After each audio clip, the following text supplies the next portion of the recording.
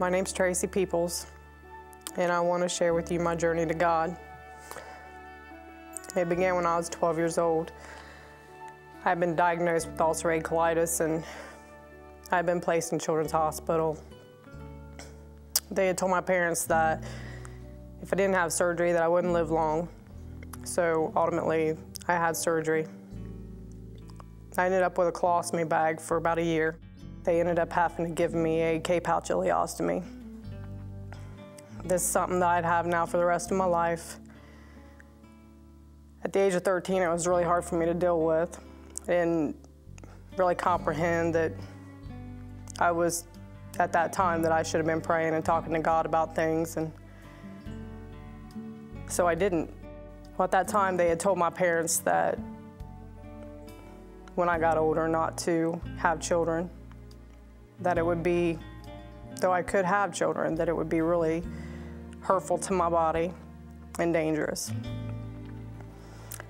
So I got married, and by the time I was 19, I had to have a complete hysterectomy. So at this point in time in my life, that took on a whole new role in my thoughts, because now it's definite that I will never be able to have children, and I would never be able to give this man the opportunity of being a dad. And you know, that stuff really tormented my thoughts for a long, long time. And on top of that, I'm in menopause. The thoughts that I was less of a woman, I'd be less of a wife, that I didn't deserve really to be with anybody. It destroyed me. A few years later, my marriage ended. And now I'm just living life crazy.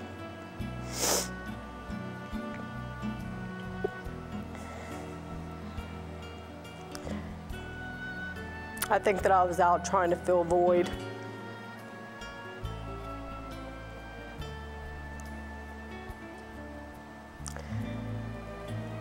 I went through a lot of bad relationships, and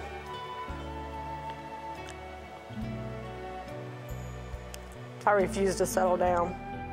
I did enter several relationships with men who already had kids, thinking that that would help me, and it didn't. They weren't my own. One day, I started dating this guy, and I was determined I was not going to get serious. But then I did. Again, it was with a man that didn't have kids, and I don't even know at this point in time what I was thinking. A few years later, we ended up getting married. The man that I'm married to, though I love him very much, he's an alcoholic. It was like I was set up for punishment.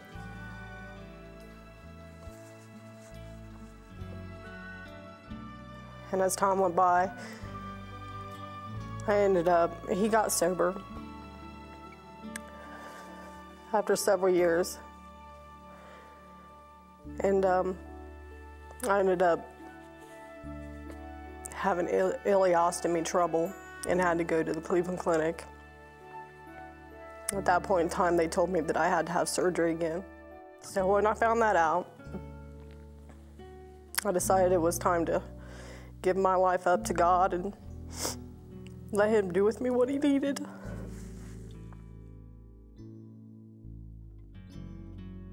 Several months went by and I started having complications again with my ileostomy.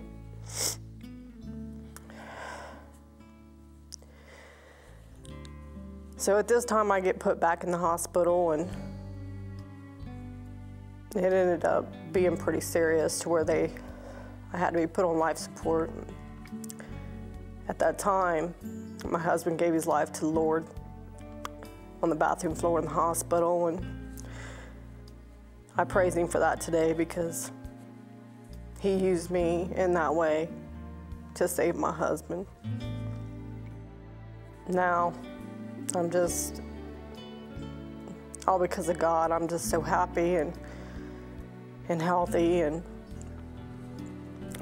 though I can't have kids, He is blessing me in so many different ways when it comes to children that it's unbelievable to me. I have nieces and I have nephews, and